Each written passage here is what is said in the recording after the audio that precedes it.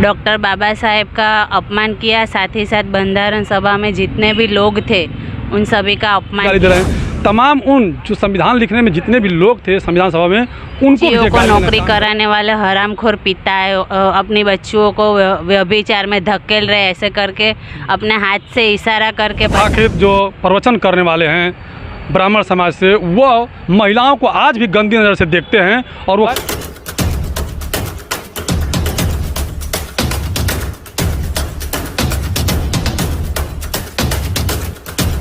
नमस्कार दोस्तों, मेरा नाम गिरिजा प्रसाद और आप देखना शुरू कर चुके बदलते भारत।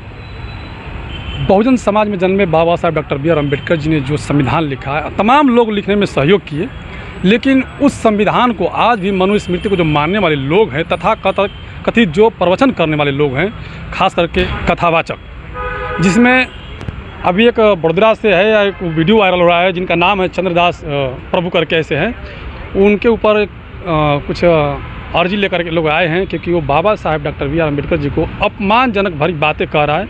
और वो कह रहा है कि संविधान लिखने वाला बहुत ही गलत था, धर्म के नाम पर धर्म के हिसाब से संविधान लिखना चाहिए था। उसी पर लोग कंप्लेन करके आए। बात करते हैं क्या थोड़ा सा, क्या नाम पड़ेगा आपका? मैं बहुजन समाज पार्टी सूरत शहर प्रमुख शीलाबेन मारू। क्या हुआ है? हम यहाँ पुलिस कमिश्नर कचहरी आए हैं हमारी अर्जी लेके।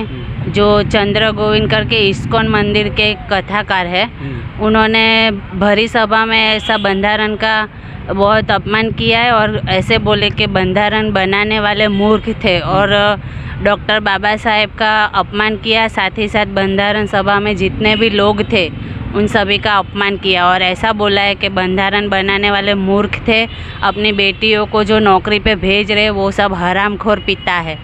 और वे अभी क्या बोल रहे हैं कि जो अपनी बच्चियों को भेज रहे हैं नौकरी पे वो हरामखोर के औलाद हैं। वो भरी सभा में भारत देश के सभी पिता को ऐसे बोल रहे हैं कि बच्चियों को नौकरी कराने वाले हरामखोर पिता है, अपनी बच्चियों को व्यभिचार में धकेल रहे, ऐसे करके अपने हाथ से इशारा करके बताया और सभी पिता का भी अपमान है साथ में।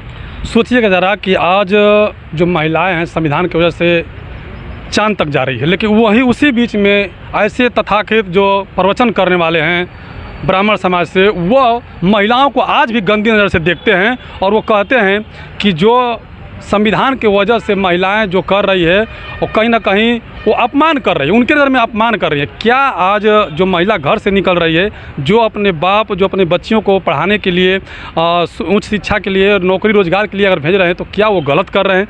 आज भी जो चंद्रदास प्रभु करके जो तथाकथित जो कथावाचक है वो इतना गंदी नज़र से देख रहा है, क्या इनके ऊपर कार्रवाई नहीं होनी चाहिए? संविधान को भी गाली दे रहे हैं। वो doctor B are Ambedkar ji जो संविधान बनाता है उनको भी गाली दे रहे हैं। तमाम उन जो संविधान लिखने में जितने भी लोग थे संविधान सभा में उनको भी ये गाली देने का काम करे। मूल बात यह है कि एक पिता को, यानी एक लड़की के पिता को भी गाली देने का काम वो कथावाचक कर रहे हैं, तो क्या इनके ऊपर कार्रवाई नहीं होनी चाहिए? आप लोग का मांग क्या है?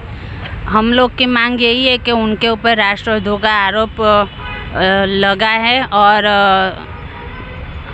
कमिश्नर साहब को हम सब अपील कर रहे हैं, हम अर्जी दे रहे हैं कि उनके विरुद्ध में एट्रोसिटी एक्ट भी दाखिल हो और इसके ऊपर कार्यवाही हो सख्ती से कि आगे जाके कोई भी कथाकार या बंधारण के घड़वैया को और किसी भी पिता को ऐसे जाहिर सभा में अपमानित ना करे। शुक्रिया। देखिए, लोग का मांग यह है कि अगर ऐसे कोई भी व्यक्ति यदि अशब्द का इस्तेमाल करता है एक बाप को या संविधान को, तो इनके ऊपर कहीं ना कहीं SC/ST एक्ट के तहत ये लोग एक मुकदमा दर्ज करा रहे हैं।